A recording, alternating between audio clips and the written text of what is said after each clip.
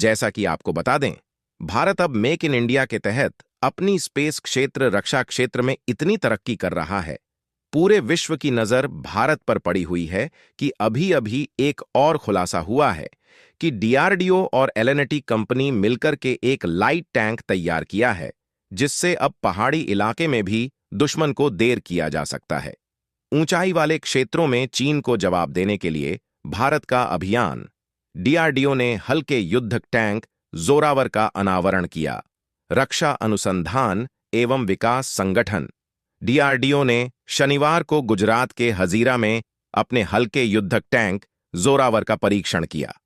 DRDO प्रमुख Sameer we Kamat ने कहा कि सभी परीक्षणों के बाद जोरावर को वर्ष 2027 तक भारतीय सेना में शामिल किए जाने की उम्मीद है।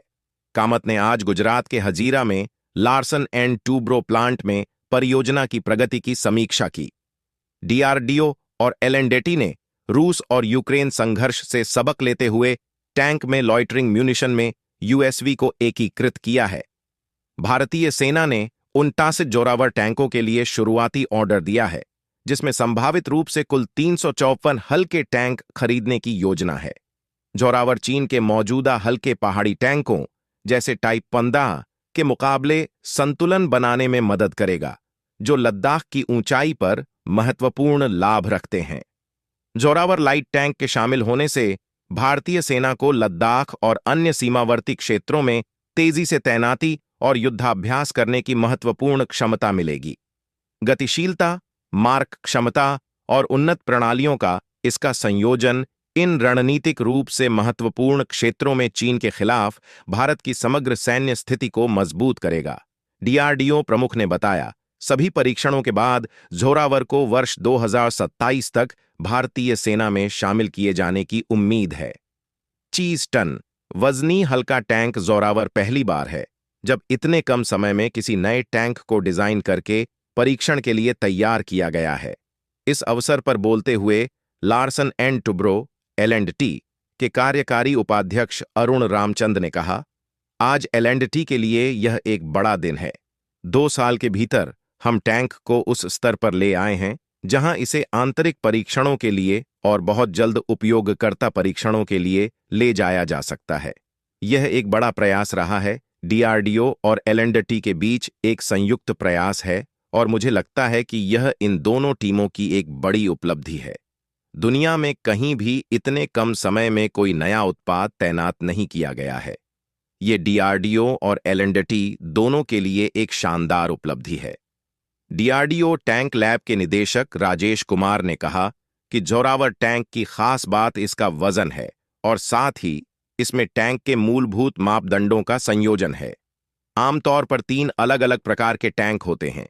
वजन के आधार पर 3 श्रेणियां होती हैं: भारी टैंक, मध्यम टैंक और हल्के टैंक। हर एक की अपनी भूमिका होती है। एक सुरक्षा के लिए होता है, एक आक्रमण के लिए, और ये हल्के टैंक दोनों के लिए मिश्रित भूमिका निभाते हैं। इसलिए अगर आप एक हल्का टैंक देखते हैं तो दुनिया में कई खिलाड़ी हल्के टैंक बना रहे हैं। पश्चिमी टैंक हैं, रूसी टैंक हैं, चीनी टैंक हैं। इस टैंक के बारे में जो खास बात है वह है इसका वजन और साथ ही टैंक के मूलभूत मापदंडों का संयोजन, जो कि आग, शक्ति, गतिशीलता और सुरक्षा है। तीनों को इस तरह से अनुकूलित किया गया है कि वजन भी बना रहे, साथ ही आपको सभी पैरामीटर मिल रहे हैं, तो हम यहीं पर खड़े हैं, कुमार ने कहा।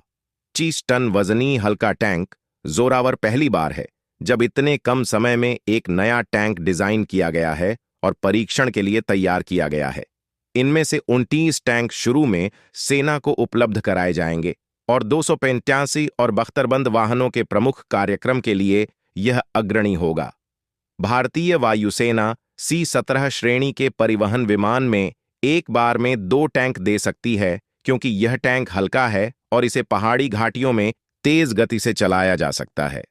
अगले 12-18 महीनों में परीक्षण पूरे होने और शामिल किए जाने के लिए तैयार होने की उम्मीद है। ऐसे ही नॉलेजेबल वीडियो देखने के लिए हमारे चैनल को लाइक करें, सब्सक्राइब करें और बेल आइकॉन दबाएं। जय श्री राम।